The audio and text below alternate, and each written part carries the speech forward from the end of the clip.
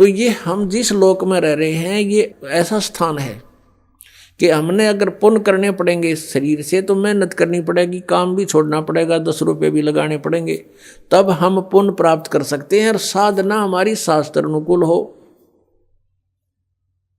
शास्त्र विधि को त्याग कर मनमाना आचरण ना हो, तो तब हमें पुण्य मिलेंगे।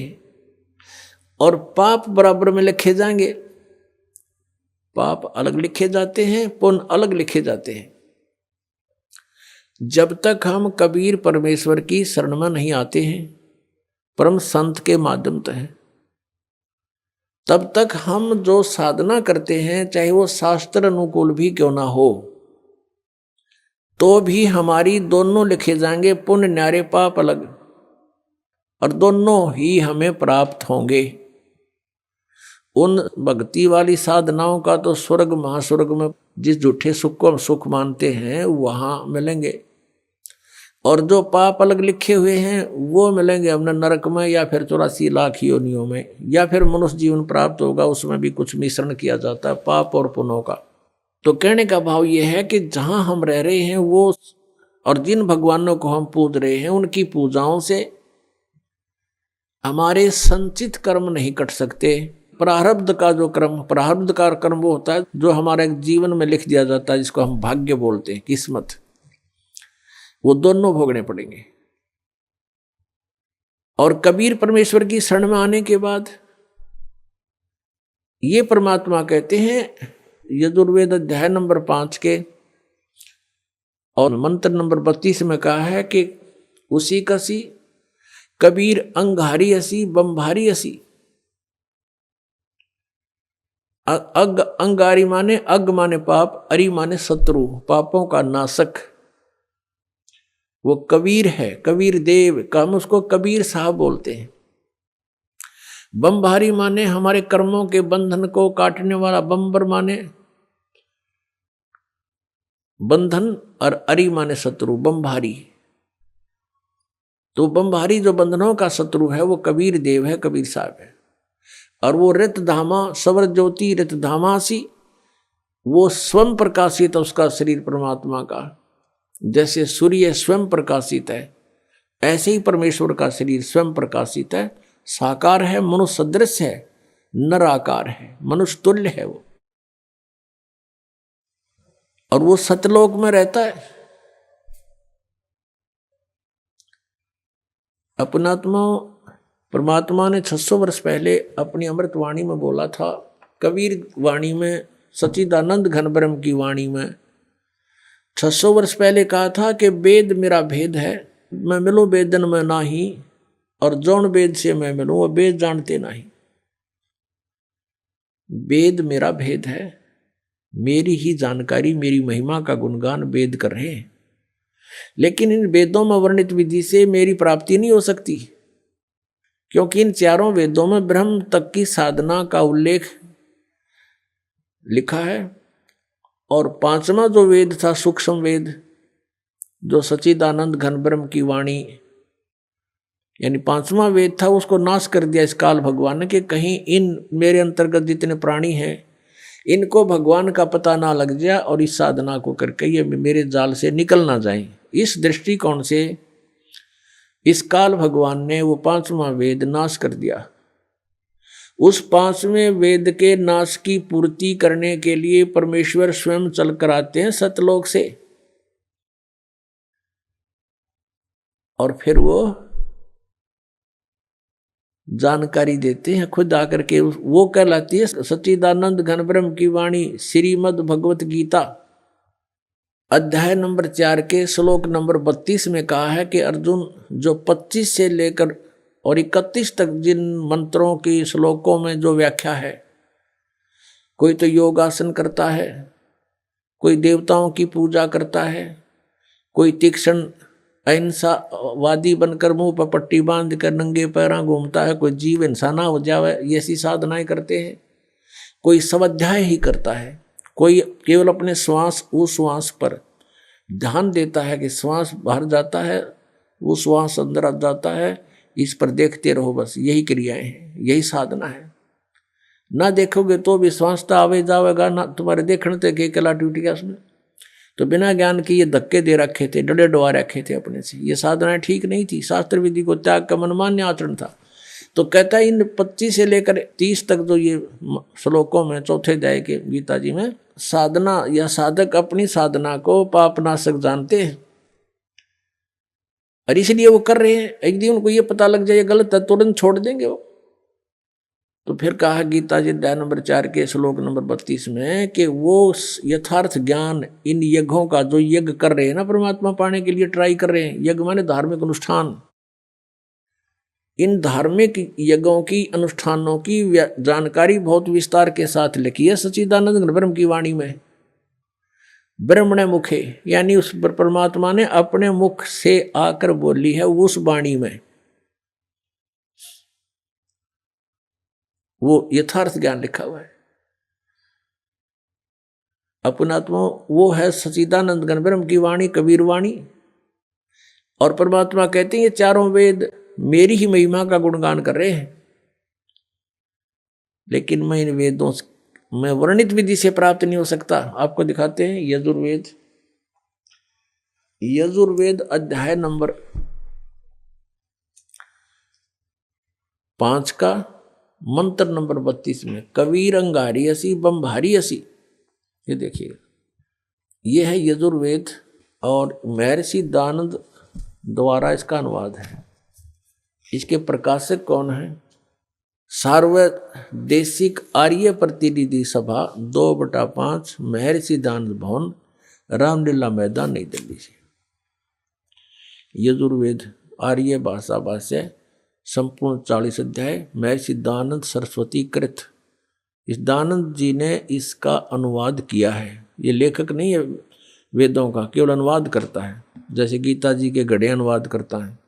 और मुद्रक ये हैं Prince offset printers 1510 Pataudi house Daryaganj नई दिल्ली से। अब इसके 5वें अध्याय के 32वें श्लोक में दिखाते हैं आपको। ये 5वां अध्याय और ये है नीचे 32वां मंत्र 32। यहां देखिएगा उसी गसी, ये देखो कबीर अंगारी असी, हम इसको कबीर बोल देते हैं बै, अपने लैंग्वेज में हम बै बोलते हैं। कबीर अंगारी असी बम्भारी अविसुर असी। अच्छा इसका इन्होंने अनुवाद किया है, ये देखेंगे। हे जगदीश्वर जिस कारण आप, उसी के माने कांतिमान, असी माने हैं, और अंगारी माने खोटे चलन वाले जीवों के शत्रु। ये लिखना था आप पाप के शत्रु हैं, पाप नाशक हैं। अब ये अनुवाद करता महर्षि दानंद का अपना ज्ञान सिद्धांत था कि भगवान पाप नाश नहीं करता, इसलिए इसने यहाँ बात उलझा दी। और फिर 8वें अध्याय के 13वें श्लोक में 6 बार लिख रखा भगवान पाप का नाश कर देता है, वहां इसकी बसाई नहीं। ये लिखना था वो अंग माने पाप, अरि माने शत्रु, वो पापों का शत्रु कौन है? कबीर। अब इन्होंने इसको, ये कबीर है, कबीर, हम इसको कबीर बोलने लगे, और इसने ये कर दिया इसका कवि, और अर्थ कर दिया कांत प्रजय है। अब पहले हम इस, और फिर बम्बारी, ये देखो बम्बारी, बम्ब आरी माने, बम्ब माने बंधन, अरि माने शत्रु, बंधनों के शत्रु, यानी हम उसको बंदी छोड़ कहते हैं, जो बंधन काट दे, बंधन तो छुड़वा दे। हम कबीर जी को, कबीर परमेश्वर को हम बम्भारी यानी हम बंदी छोड़ कहते हैं। और इसको लिखने का फर्क है, या बंदी छोड़ लिख दे, बंधनों का शत्रु लिख दे, एक ही बात है। अब जैसे इन्होंने यहाँ जो गलती की है ना, यह गलत कर दिया।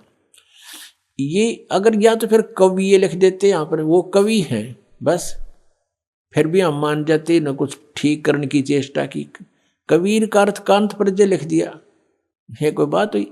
अब जैसे ये यजुर्वेद है जिसको हम पढ़ रहे हैं, और इसका कहीं पर व्याख्या हो, अब दिखाते हैं आपको। अब जैसे ये इसी यजुर्वेद का अब 36वां अध्याय है, ये देखो, ये 36 अध्याय, 36 अध्याय यानी 36 6:30, और इसका ये प्रथम मंत्र है, ये रहा। इसमें ये लिखा है रचम वाचम प्रपदे मनो यजु प्रपदे, ये यजु शब्द लिखा है। अब ये है यजुर्वेद के विषय में, और इसका कोई अर्थ कर दे वो गलत करेगा, इसका यजुर्वेद ही लिखना पड़ेगा। यो जैसा कि इस महर्षि ने ये ठीक किया, यहाँ पर ये है यजु, इसका यहाँ अनुवाद किया है, वहां मूल पाठ था। ये देखो ये यजु शब्द है और इसका यजुर्वेद लिखना पड़ा, ये सही अर्थ बना यहाँ पर। यदि इस यजु का अर्थ कर देते यज्ञ स्तुतियों का संग्रह, तो के बेराव का के है संग्रह, यज्ञ स्तुतियां लिख दे इसकी यज्ञ स्तुति, तो यजु का अर्थ यहां लिखना पड़ेगा कि वह है यजुर्वेद के बारे में कहा जा रहा है। तो ठीक जहां इन्होंने कवि कर दिया उसको हमने कबीर देव कर पढ़ना पड़ेगा, कबीर देव लिखना था। देखो हम फिर आते हैं वही 5वें अध्याय के 32वें श्लोक पर। ये 32वां श्लोक यजुर्वेद का।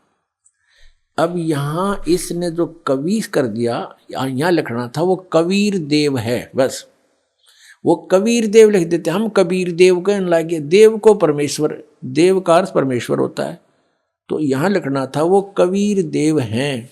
और देखो यहां लिखा है रतधामासी सवर ज्योति, रतधामा इन्होंने खुद लिखा है। रतधामा माने सतधाम युक्त, हम सतधाम कहो सतलोक कहो इसको, ये सतलोक रतधामा नो कारण ये फलाना, रतधामा माने सतलोक वाला, सतलोक का निवासी, वो कहते हैं ये फलाने गांव का है, हाँ यो फलाना वो गांव का है।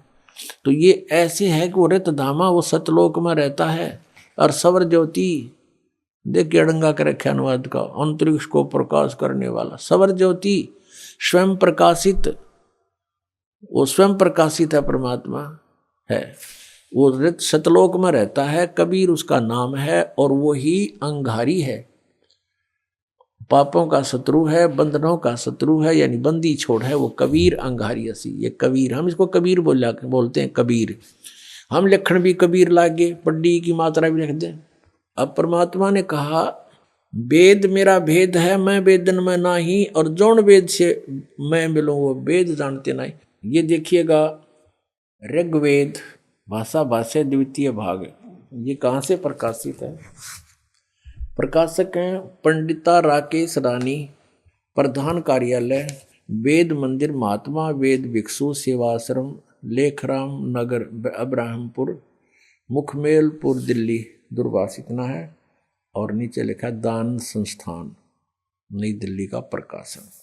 और इसका यहाँ अनुवाद करता है ये 9-10 मंडल हैं ये। महात्मा वेद भिक्षु भारतेंद्र नाथ दान संस्थान करोल बाग नई दिल्ली। इसके 10वें सूक्त के 10वें मंडल के और सूक्त नंबर 49 में दिखाते हैं आपको। ये देखिएगा ऋग्वेद मंडल नंबर 10 और सूक्त 49 इसका ये पहला ही मंत्र है। 49 सूक्त का ये पहला मंत्र है। इसमें लिखा है कि मैं स्तुति करने वाले को, यानी पूर्ण परमात्मा अपनी महिमा वेदों में लिख रहे हैं।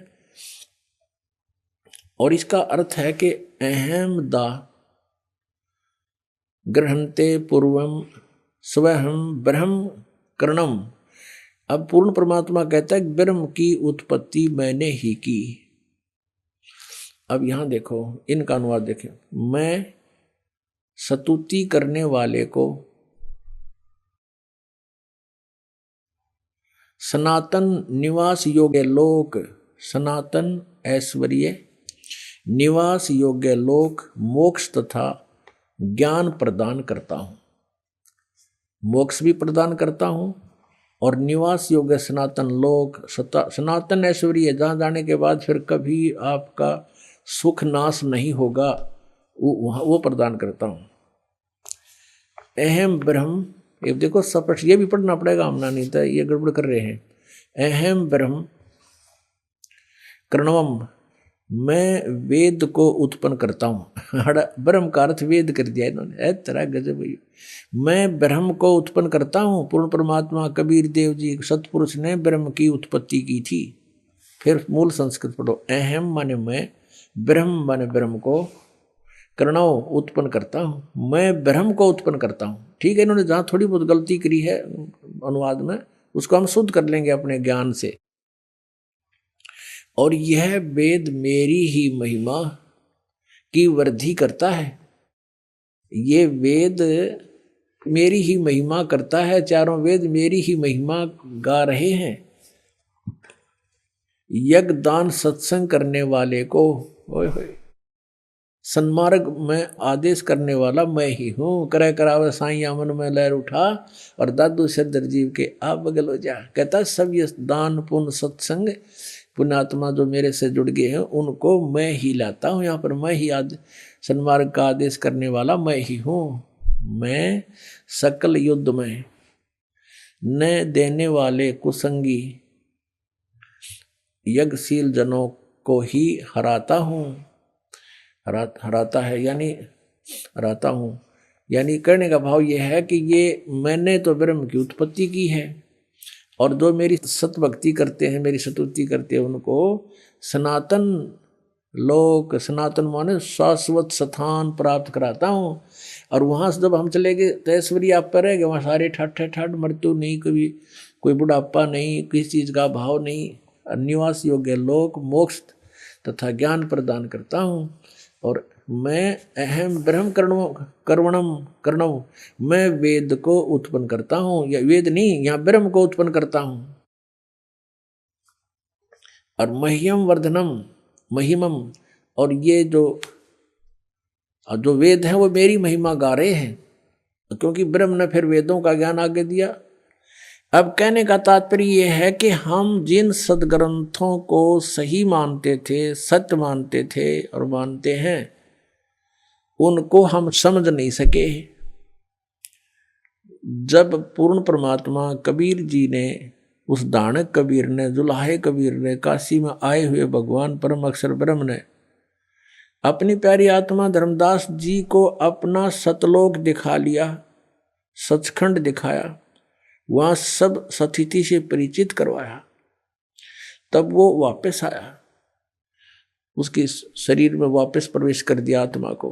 तब उसने जागृत होकर के कहा कि हे परमात्मा, हम तो इन श्री राम, श्री कृष्ण, ब्रह्मा, विष्णु, महेश जी को ही सुप्रीम पावर मानते थे।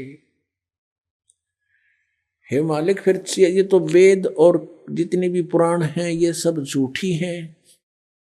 इनमें इनके बारे में बताया गया अजरो अमर है, सर्वशक्तिमान है, सर्वेश्वर है।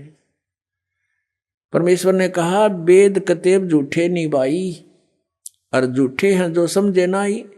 झूठे तो वो हैं जो इनको समझ नहीं सके। वेद पढ़ने पर भेद न जाने, बाँचे पुराण 18, और फिर भी वेद पढ़े और उसका समझ नहीं सकते, इस करके अज्ञान साधनाएं शुरू करवा रखी हैं। और जड़ को अंधा पत्ते खुआवे, भूल गया सृजनहारा।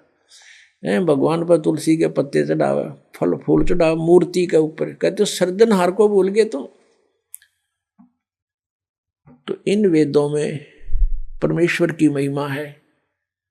ये भी धीरे धीरे आपके समक्ष यथार्थ अनुवाद आओगा। पहले तो आप जी को ये जो ना दृढ़ करना चाहता है ये दास, कि आप जी ये समझें कि जो भी दास बोल रहा है वो सारी सच्ची है।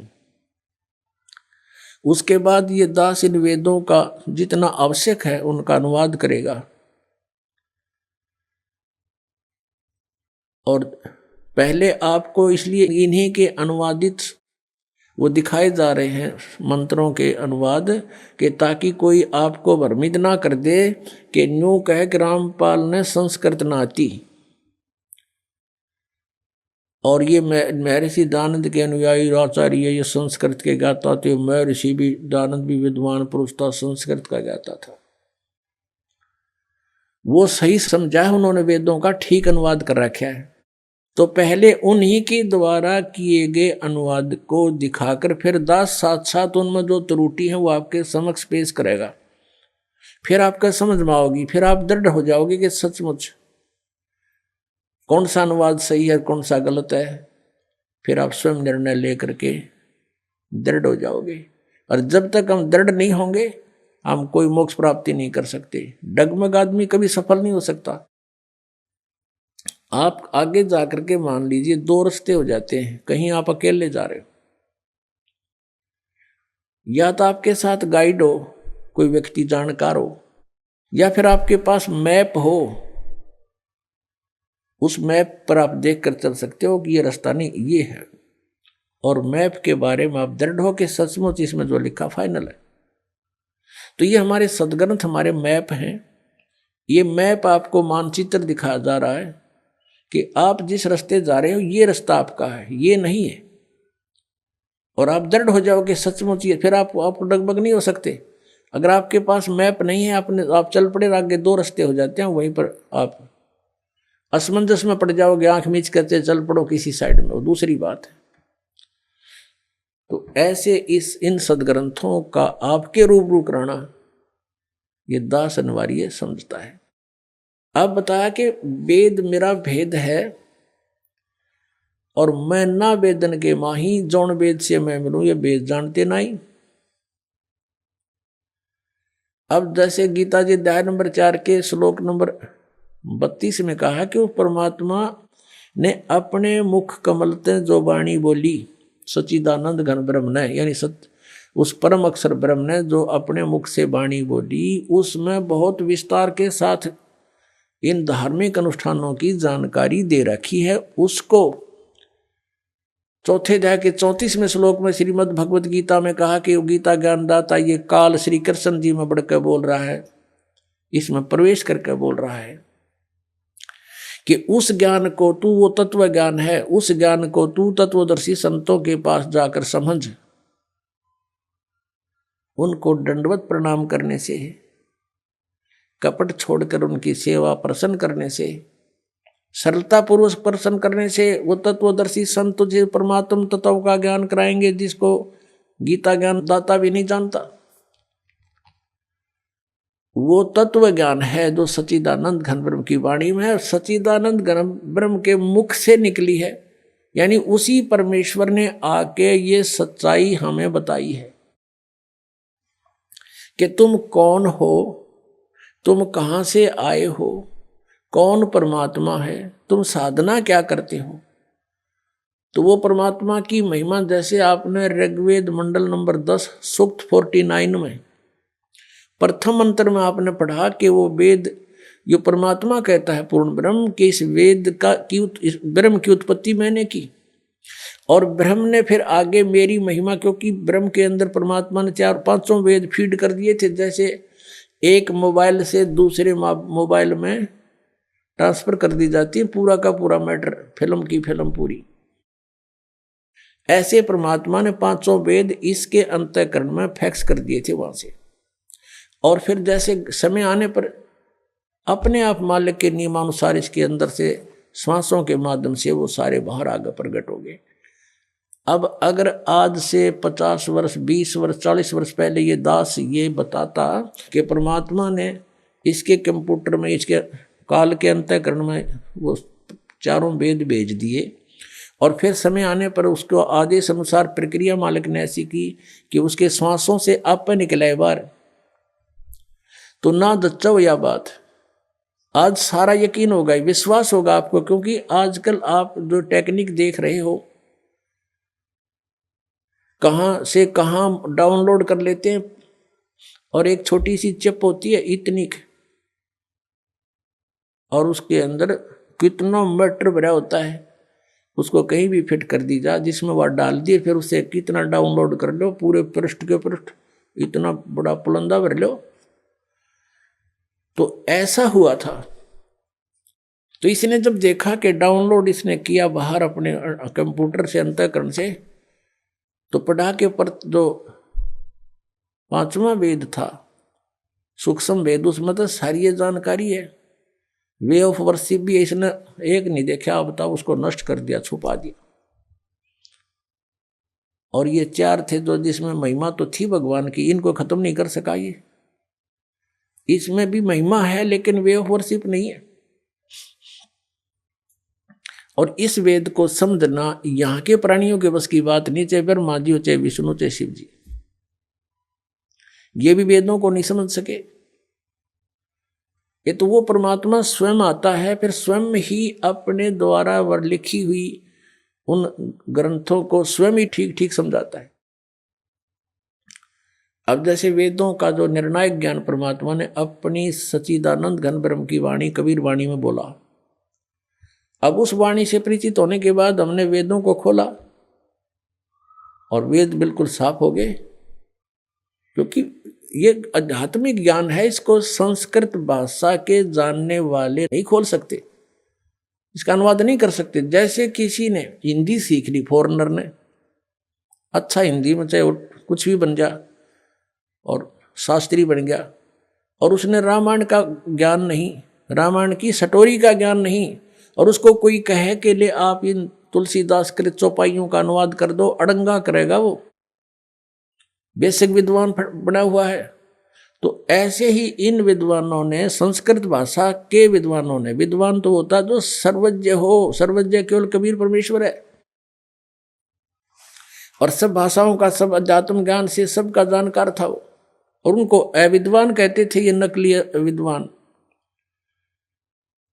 अब संस्कृत भाषा के जानने से विद्वान नहीं होता, एक भाषा के जान लेने से विद्वान नहीं होता, उसका ठीक है, उसको वो भाषा आती है, उसका मास्टर है, बस।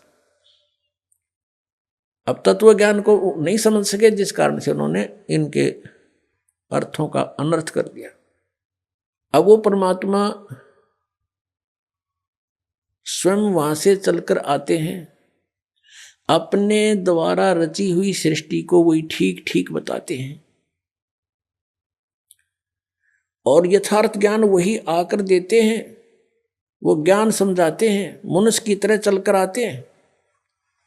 पुण्यात्मा, इस काल भगवान ने इन अज्ञानी ऋषि महर्षियों, मंडलेश्वरों, गुरुओं, ब्राह्मणों द्वारा, ब्राह्मण कार से या कोई जाति से नहीं है, ये समझना चाहिए, क्योंकि हम वेदिक ज्ञान सुनते नहीं।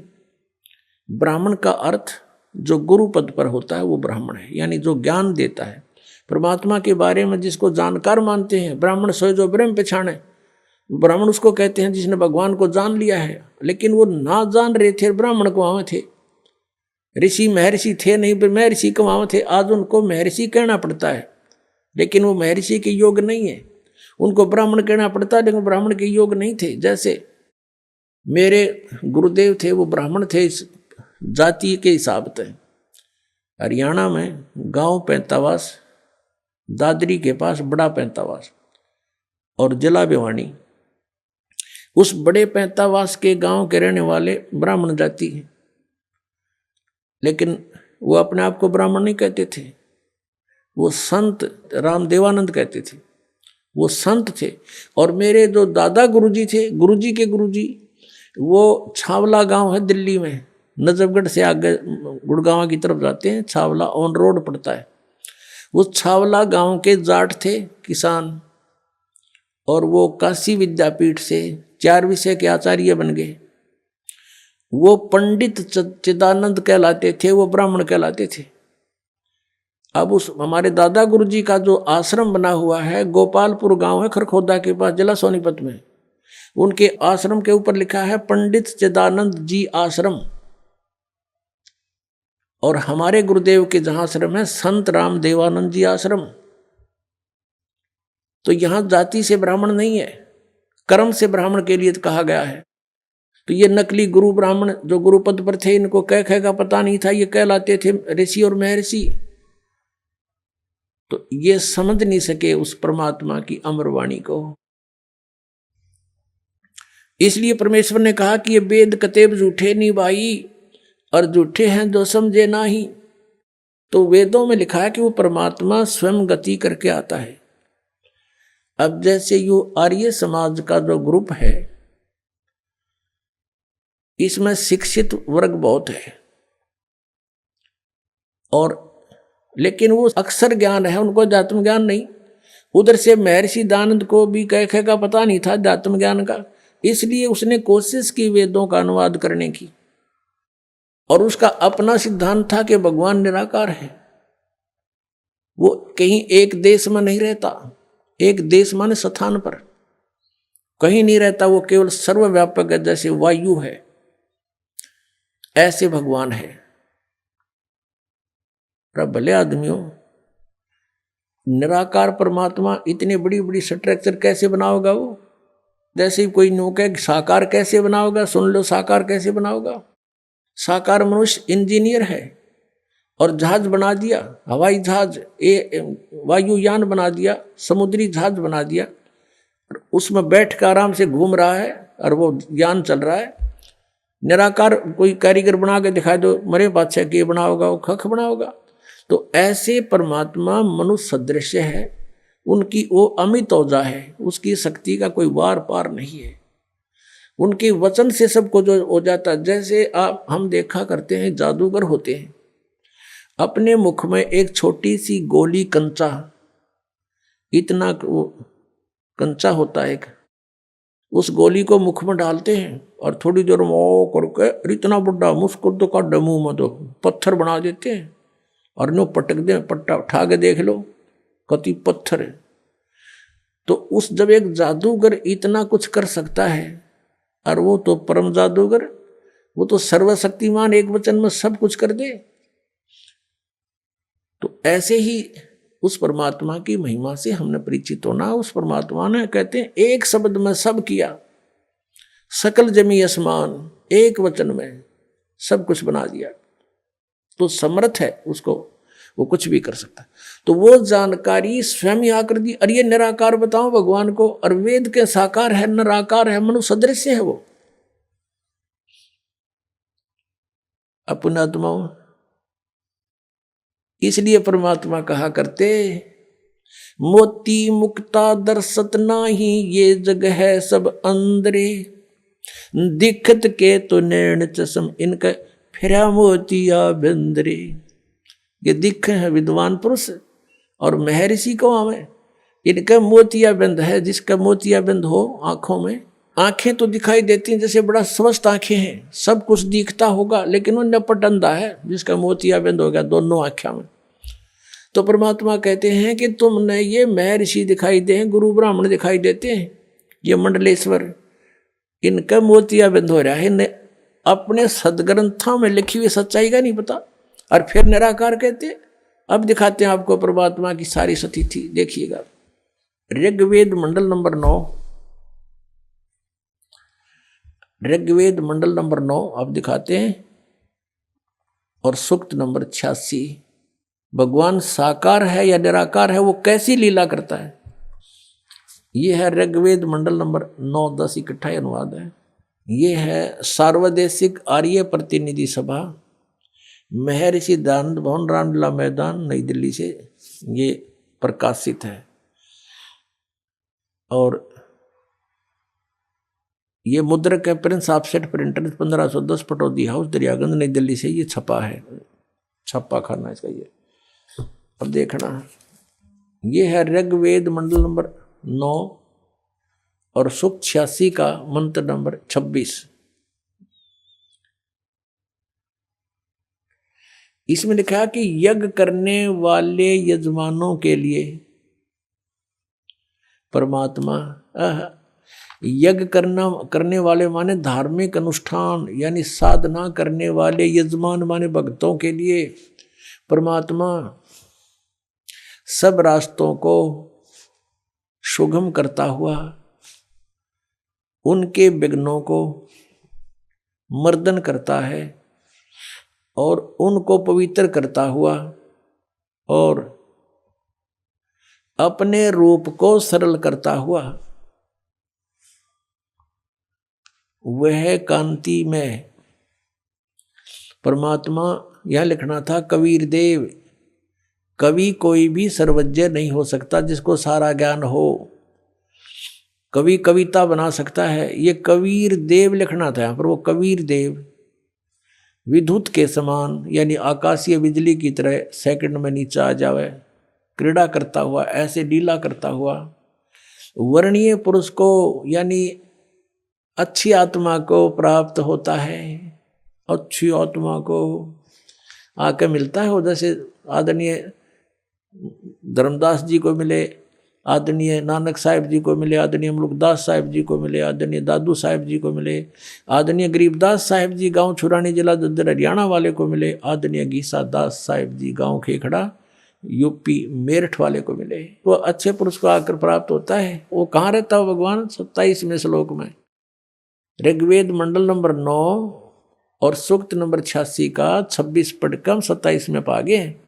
इसमें इन्होंने ये जो निराकार मानते थे भगवान को और वेद बता रहे हैं, वह परमात्मा प्रकाश पुंज को, परमात्मा को, जो परमात्मा ध्रुवलोक के तीसरे पृष्ठ पर विराजमान है, वहां रहता है। तीसरे एक स्थान पर रहता है ध्रुवलोक के, यानी उस तेजो में लोक सतलोक के एक स्थान पर, तीसरे स्थान पर विराजमान है, स्थान पर विराजमान है, वहां रहता है। निराकार क्यों करो है भगवान जब वहां बैठा है? आगे दिखाते हैं। यह है ऋग्वेद मंडल नंबर 9 सूक्त 82 का, ऋग्वेद मंडल नंबर 9 और सूक्त 82। और यहां देखें, ये है 82वां, 81वां समाप्त हुआ, ये 82वां शुरू हो जाता है। इसका प्रथम मंत्र है। इसमें लिखा है कि जो सर्वोत्पादक प्रभु, सबकी उत्पत्ति करने वाला परमेश्वर प्रकाश रूप है। इसका अर्थ है वो तेजो में रूप साकार है, सद्गुणों की वृष्टि करने वाला, पापों का हरण करने वाला, पाप नाश करने वाला, पाप क्षमा करने वाला है। वह राजेव, राजा के समान, राजेव इसका अर्थ है राजा के समान आगे लिखा है।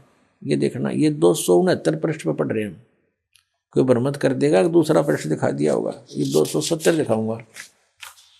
ये देखो 270 यहाँ लिखा है। 82 का पल्ला पढ़ रहे हैं, 82 का 9 के 82 का। राजा के समान दर्शनीय है, वो देखने जोगा है, विजिबल है, वो साकार है। राजा की तरह तो मनुष्य जैसा ही हुआ। और वह पृथ्वी आदि लोक लोकांतरों के चारों ओर शब्दमान हो रहा है। वह वर्णीय पुरुष को, वर्णीय माने अच्छी आत्मा को, श्रेष्ठ पुरुष को, जो दृढ़ भक्त है, जो दृढ़ भक्त है उसको पवित्र करता हुआ प्राप्त होता है। जैसे आदरणीय धर्मदास साहिब जी को, जो दृढ़ भक्त थे उसके बाद डगमग नहीं हुए। आदरणीय मुलुकदास साहिब जी को, आदरणीय दादू दास साहिब जी को, आदरणीय गरीबदास साहिब जी गांव छुड़ानी जिला दद्दर हरियाणा वाले को, और आदरणीय गीसा दास साहिब जी को गांव खेखड़ा मेरठ यूपी वाले को। ये दृढ़ भक्त आज तक डगमग नहीं हुए, दुनिया को हिला के रख दिया इन्होंने। इनको भगवान में ले आकर के को पवित्र करता हुआ प्राप्त होता है वर्णीय पुरुष अच्छी आत्मा को। जिस प्रकार विद्युत माने आकाशीय बिजली स्नेह वाले स्थानों को आधार बनाकर प्राप्त होता है। देखो कितना स्पष्ट किया इन्होंने। ऋग्वेद मंडल नंबर 9 और सूक्त नंबर 81 में कति कंसेप्ट क्लियर कर दिया कि वो परमात्मा राजा की तरह देखने जोगा है। राजा का अर्थ है कि वो शक्तिशाली होता है, मनुष्य सदृश ही है, राजा के समान है और साकार है, देखने जोगा है। और वो अच्छी आत्मा को वहां से चलकर आकर मिलता है। ये और जो दृढ़ भक्त होते हैं उनको मिलता है, अन्य को नहीं। जैसे आकाश की बिजली, आकाशीय बिजली गिरती है, वो किसी वस्तु पर गिरती है जहां उसका विशेष अट्रैक्शन बनता है। पुराने समय में जब कांसी धातु के बेले थाली हुआ करते प्रांत, और उनको अगर वर्षा के दिनों में कहीं बाहर वो पड़े रह जाते तो हमारे बुजुर्ग दादी माता कहा करते थे कि कांसी के बर्तन पर बिजली गिर जाती है। जब उसका संयोग होता है ऊपर से गिरने का, तो वहां अवश्य उसी को तुरंत वहीं आकर के अट्रैक्ट होती है, उस कारण खिंची आती है, उसी पर गिरती है। उसको उठवाकर अंदर रखवा दिया करते थे। तो कहने का भाव ये है कि परमात्मा उस बिजली की तरह, जैसे वो अपने विशेष जिस पर वो आकर्षण होता वहीं गिरती है, ऐसी स्थिति से परमात्मा उन दृढ़ भक्तों को आकर मिलता है जो मिलन योग्य हों, जिनको वो उनसे आकर्षित होता है, ताकि ये मेरी आगे बढ़ा सकें, इस ज्ञान को, काल के जाल को हटा सकें, मेरे प्यारी आत्माओं तक ये संदेश पहुंचा सके। और उनका क्या कर ले, आंखें देखें जब भी ना मानो न भगवान मिल लेगा, उन तक काला मिल लेगा जहां ये रह रहे हैं। अब 9वें मंडल सूक्त 82 का मंत्र 1 पढ़ लिया, अब 2 दिखाते हैं, देखिएगा। ऋग्वेद मंडल नंबर 9 सूक्त 82 का हमने ये पढ़ लिया, अब 2 पढ़ते हैं। वो परमात्मा किस उद्देश्य से आता है? हे परमात्मन, उपदेश करने की इच्छा से आप महापुरुषों को प्राप्त होते हो, अच्छी आत्माओं को, महान आत्माओं को प्राप्त होते हो, और आप अत्यंत गतिशील पदार्थ के समान हमारे आध्यात्मिक यज्ञों को प्राप्त होते हो। यानी अत्यंत गतिशील पदार्थ के समान, यानी जैसे बिजली चलती है, बिजली जैसी गति से आप, और उपदेश करने के लिए आते हो, यहाँ पर सच्चा ज्ञान देने के लिए। आप कबीर देव हैं, आप कबीर देव, यह लिखना था, सर्वज्ञ लिख दिया, आप यहाँ लिखना था आप कबीर देव हैं। हम उसको कबीर साहब कहते हैं, आप कबीर साहब हैं, शुद्ध स्वरूप है। अब जैसे ये अभी आपको दिखा था, जहाँ यजु लिखा हो तो यजुर्वेद लिखना पड़ेगा वहाँ पर, वो इन्होंने किया भी है। महर्षि दानंद ने यजुर्वेद के 36वें अध्याय के प्रथम मंत्र में यजु का अर्थ यजुर्वेद किया है, तो यहाँ लिखना था वो कबीर देव है, वो शुद्ध स्वरूप है। हमारे पापों को हे दूर करके, हे सोम, हे अमर परमात्मा, हमको सुख दे। पुण्यात्मा, वेद पढ़े पर भेद न जाने, ये बात से पुराण 18। वेद पढ़े पर भेद न जाने, गुरु बिन काहु न पाया ज्ञाना, जो थो था बूछड़े मूड किसाना। गुरु बिन वेद पढ़े जो प्राणी, समझे न सार रहे अज्ञानी। ये अज्ञानी रहे, इन वेदों को पढ़ा करते, मैं ऋषि को आगे इन कक्का भी नहीं पता था। अब जैसे परमात्मा मनुष्य दृश्य ये सिद्ध होगा, राजा के समान देखने जोगा है, और वहां से गति करके आता है, जिन महापुरुषों को मिलता है, जिन महापुरुषों ने मिला उन्होंने बताया कबीर इज गॉड। वो कबीर देव काशी में, हम सुल्तानी नानक तारे दादू को उपदेश दिया, जात जुलाहा भेद न पाया, वो काशी माए कबीर होया। आदरणीय गरीबदास साहिब जी गांव छोड़ानी जिला जद्दर वाले, जिनको भगवान आकर मिले थे, क्या कहते हैं गरीबदास साहिब ने फिर बताया है कि सर्व कला सतगुरु साहिब की, या दुनिया दा जीवन झूठा भूल गए मर जाने नू, और सर्व कला सतगुरु साहिब की हरियाए हरियाणे नू। वो परमात्मा हरियाणा में आए गरीबदास जी 280 वर्ष पहले, लगभग सन 1727 में, लगभग 300 वर्ष हो गए, 300 वर्ष से भी ऊपर हो गए। सन 1727 में परमात्मा आए थे, और सन 1866 में, न सन 1966 में हरियाणा और पंजाब अलग हुए। जब हरियाणा क्षेत्र का नाम पड़ा था, यो हरियाणा प्रांत बना था, उससे भी कितने वर्ष पहले, 200-250 वर्ष पहले परमात्मा ने लिख दिया, बोल दिया था। गरीबदास साहिब जी ने कहा था कि हरि आए हरियाणे नू। उनके वचन से फिर यो हरियाणा क्षेत्र आज बनकर रहा, ताकि हम इस परमात्मा की वाणी को समझा सकें। अगर ये वाणी 200 वर्ष पहले बोलते, 100 वर्ष 50 वर्ष पहले से बोलते, तो कौन से कहाँ थे, हरियाणा था ही नहीं, जब नाम निशान नहीं था। तो ये हरियाणा बनवा दिया, ये भी वाणी हमारे को याद दिला दी कि हरि आए हरियाणे नू। इनको पता था मालिक का कि इस वाणी का कहाँ आवश्यकता पड़ेगी, किस समय में। तो वो गरीबदास साहिब जी को परमात्मा मिले, और वो कहते हैं भगवान हरियाणा में आए भाई, हमें मिले। और वेद कहते हैं वो अच्छी आत्माओं को आकर मिलते हैं। तो मनुष्य सदृश है परमात्मा। गरीबदास साहिब ने कहा है कि हमरे ही हुनियार है, हमारा सृजनहार, हमारे हुनियार का, हमारे जैसा हमारा स्वरूप, हमारे जैसा स्वरूप है, मनुष्य सदृश है। और वेद बताते हैं कि वो नर आकार है, वो परमात्मा मनुष्य सदृश है। आपको दिखाते हैं कौन कौन से वेदों में और आपको अभी दिखाएंगे। ऋग्वेद मंडल नंबर 7 और सूक्त नंबर 11 के मंत्र नंबर 3 में लिखा है मनुष्यवत अग्नि। अग्नि माने परमेश्वर। हे मनुष्य के समान परमात्मा। ऋग्वेद मंडल नंबर 7 सूक्त 2 के मंत्र 3 में फिर लिखा है कि मनुष्यवत अग्नि मनुना। हे मनुष्य के समान भगवान, मनुष्य तुल्य, मनुष्यवत, हे मनुष्य जैसे भगवान। मनुना, मनुना माने एक जैसे एक विद्वान पुरुष की तरह आप आते हो और ज्ञान का भंडारा खोल देते हो। ऋग्वेद मंडल नंबर 1 सूक्त 44 में मंत्र नंबर 11 में मनुष्यवत देव, देव माने परमेश्वर, हे मनुष्य के समान भगवान। ऋग्वेद मंडल नंबर 1 सूक्त 31 के मंत्र 17 में मनुष्यवत अग्नि, हे मनुष्य जैसे भगवान। ऋग्वेद मंडल नंबर 1 सूक्त 46 का मंत्र 13 में लिखा कि मनुष्यवत शंभु, मनुष्य के समान, हे कल्याणकारक परमात्मा। शंभु माने भगवान।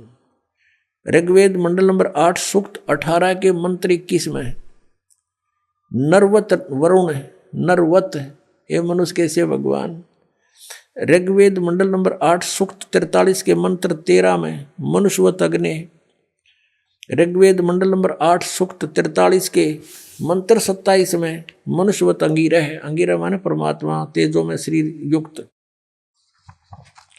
इनमें सब में लिखा कि परमात्मा मनुष्य सदृश है। आपको दिखाते हैं।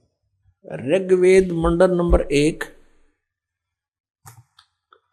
का अनुवाद महर्षि दानंद ने कर रखा है और इसने कोशिश की है कि मैं अड़ंगा अड़ाऊं और इसको खत्म कर दूं कि कोई पढ़ ना ले कि तय मनुष्य के तुल परमात्मा लिखा है। पहले इसी का दिखाते हैं। ऋग्वेद मंडल नंबर 1 सूक्त नंबर 31 के मंत्र 17 में ये देखिएगा। ये प्रथम मंडल है, महर्षि दानंद जी का अनुवाद है। इसमें प्रकाशक हैं सार्वदेशिक आर्य प्रतिनिधि सभा 3/5 महर्षि दानंद रामना मैदान नई दिल्ली से। और ये है मुद्रक हैं सम्राट printers and binders 1606 Pataudi house Daryaganj नई दिल्ली से। ये इसका मुद्रक बदल गया है पहले वाले से। ये देखिएगा। ये है ऋग्वेद मंडल नंबर 1 और सूक्त 31, इसका मंत्र नंबर 17 है। ये 17। इसमें क्या लिखा है कि मनुष्यवत अग्नि। इसका अनुवाद इसका कहाँ लिखा है इसने, ये देखो, मनुष्यवत। इसका अनुवाद क्या महर्षि दानंद, इसको क्या मनुष्यवत, और अग्नि को इसने अलग जगह लिख दिया। अग्नि, अग्नि यहाँ कर दिया और मनुष्यवत को इसने यहाँ ले लिया। अग्नि पहले लगा दिया तो इसने लिखा कि हे पवित्र अंगिरह माने प्राण के समान धारण करने वाले। अंगिरह माने भी परमेश्वर होता है। यहाँ लिखना था मनुष्यवत अग्नि। अंगिरह है अंगिरस, अंगिरसवत अंगिरह है। यातिवत सदने पूर्वम सुचे। अब इसका अर्थ देखते हैं इनके द्वारा। हे पवित्र प्राण के समान धारण करने वाले, यानी एक प्राणी की तरह आप आते हो परमेश्वर। ये क्या सब विद्याओं से सर्वतक व्यापक सभाध्यक्ष। यहाँ भगवान का नामों निशान मिटा दिया, सभाध्यक्ष लिख दिया अग्नि को। आगे देखो, आप मनुष्यों के मनुष्यवत, मनुष्यों के आने जाने के समान। ये लिखना था मनुष्य के समान, मनुष्यवत, मनुष्य के समान। आम आदमी पढ़ सके इसने। मनुष्य के समान। और वाह शरीर, वाह का क्या अर्थ होता है अनुवाद करते समय? या, वाह का अर्थ होता है या के अर्थ कंटिन्यू होना चाहिए इसका अर्थ। शरीर व्यापक प्राण वायु के सदृश राज्य क्रम व्यापक पुरुष के तुल। अंगिर से माने आप एक साधारण मनुष्य की तरह या ययातिवत, जैसे पुरुष यज्ञ के साथ कर्मों को सिद्ध करते कराते हैं, उस उत्तम प्रतिष्ठा वाले विद्वान विद्या देने वाले हैं। इसका कोई सिर पैर नहीं, कहीं पर भी देख लो अनुवाद का। इसका अर्थ है आप एक साधारण मनुष्य की तरह आते हो और जैसे एक जनसाधारण अपने हाथों से कार्यक्रम करके अपने कर्म काम करके उस तरह आप पाते हो। और पूर्ववत है परमात्मा, पहले की तरह फिर से आइए, आप ज्ञान देते हो हमें, आप फिर से यहाँ आइए अपने आत्माओं। अब ये सच्चाई आपके सामने आएगी तो फिर आपको हैरान रह जाओगे कि भगवान बता। इसे भी मैं ऋषि व्याघ्रजन ज्ञान को समझाने उसका अडंगा कर दिया। ये देखो इसकी और कलाबाजी दिखाऊं मैं ऋषि दयानंद की, कैसे भट्ठा बैठा रखा अनुवादों का। ये देखो ऋग्वेद मंडल नंबर 1 सूक्त 44 का ये महर्षि दयानंद का अनुवाद है। और मंत्र नंबर 11 इसमें क्या लिखा है, मनुष्यवत देव, मनुष्यवत देव, मनुष्यवत देव, ये इसने लिखा है। अब देव, इस देखो ये एक सेंटेंस है, पूरा एक मंत्र है। अब इस मनुष्यवत देव को साथ साथ अनुवाद में लेना चाहिए। इसने क्या लिया है, सबसे पहले यहाँ लिया देव और मनुष्यवत लिया लास्ट में। देख अडंगा करण का किसा बढ़िया तरीका इसका।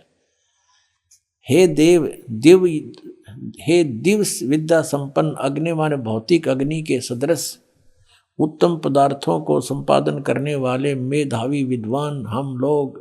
एक अर्थ है, अग्नि माने सीधा लिख देता है परमात्मा, इन्हें 20 जगह लिख रखा है। इसी ऋग्वेद मंडल नंबर 9 के और सूक्त नंबर 96 में दिखाऊं इसने कितनी बार लिख रखा है, अग्नि माने परमेश्वर, अग्नि माने परमेश्वर। ये देखो, क्योंकि वहाँ भगवान के साकार का जिक्र ना था, मनुष्यवत नहीं था इनमें। ऋग्वेद मंडल नंबर 1 सूक्त 96 का मंत्र 1 से इन 9 मंत्र हैं इसमें, और 9 में तो 8 में अग्नि है। अग्नि माने तो इन सब में परमेश्वर लिखा, अग्नि माने परमेश्वर व भौतिक अग्नि परमेश्वर लिखा प्रथम मंत्र में। ऋग्वेद मंडल नंबर 1 सूक्त 96 का दयानंद का अनुवाद है। मंत्र नंबर 1 में अग्नि शब्द था, वहां पर अग्नि माने परमेश्वर। और दूसरे में ये देखो, दूसरे में अग्नि शब्द है परमेश्वर को। अब तीसरे में 1 के 96 का ये तीसरा मंत्र, इसमें अग्नि माने जगदीश्वर लिख दिया। अब चौथे का अग्नि माने जगदीश्वर, और 5वें में ये वही चल रहा है ऋग्वेद मंडल नंबर 1 सूक्त 96 का, और ये 5 में अग्नि, अग्नि माने परमेश्वर को। अब 6 में ये 6 है, इसका आगे देखो ये 6 है, ये अग्नि माने परमेश्वर को। यहाँ 7 में अग्नि माने परमेश्वर को। 8 में अग्नि शब्द नहीं है। 9 में फिर देखो, 9 में ये वही है, कहते ने सोचा और कितने दिखा दिया है। ये जो 96 तो यहाँ 97 शुरू हो गया यहाँ से, इसलिए इस पृष्ठ पर 96 लिख दिया, नहीं यह 96 है। 1 के 96 का लगातार हम अब 9वां मंत्र देख रहे। अग्नि माने अग्नि, अग्नि माने परमेश्वर, समस्त मंगल प्रकट करने वाले परमेश्वर, अग्नि माने परमेश्वर। अब यहाँ इसका बिजली गिर गई, अग्नि माने परमेश्वर लिख दिया तो साकार सिद्ध हो गया, मनुष्य जैसा लिखे रखा है। ऋग्वेद मंडल नंबर 1 सूक्त 44 पे, 44 के मंत्र नंबर 11 में ये लिख रहा है मनुष्यवत देव, देव माने परमेश्वर लिखना था। हे परमेश्वर आप मनुष्यवत, मनुष्य जैसे हो, मनुष्य के समान हो, ये लिखना था। अब ये इसने यहाँ लिखा देव, इसका जो टांग पाड़ दी, यहाँ से वहाँ ले गया और इसको यहाँ ले आया। कोई बात हुई? जब एक कोई दोहा है, श्लोक है, उसके इसी सेंटेंस का इसी से अनुवाद होगा। यहाँ का यहाँ नहीं हो सकता, यहाँ बीच यहाँ का नहीं हो सकता, इसको वहाँ इसको यहाँ नहीं हो सकता। ये बिल्कुल अज्ञान किया है। ये मनुष्यवत तो यहाँ लिख दिया, हे सभापति लिख दिया, मेधावी, हाँ, ये भौतिक अग्नि लिख दिया, अग्नि का के भौतिक अग्नि के सदृश से यहाँ लिखना था। हे परमेश्वर, ये मनुष्यवत ये यहाँ लिखना था यज्ञ के। तो आप धार्मिक अनुष्ठानों का ज्ञान देने के लिए, साधन बताने के लिए परमात्मा आप परमेश्वर आते हो, और गुरु रूप में आते हो, होता रूप में, ऋत्विजम रूप में, ऋत्विज बन के आते हो, और आप मनुष्यवत हैं, मनुष्य के सदृश हो। आपकी बुद्धि इसका कोई, आप ही सबकी बुद्धि को प्रेरित करते हो।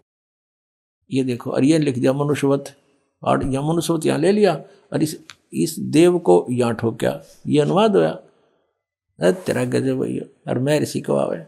इसे से बहुत प्रमाण है, लेकिन कहते हैं समझदार को संकेत ही बहुत होता है।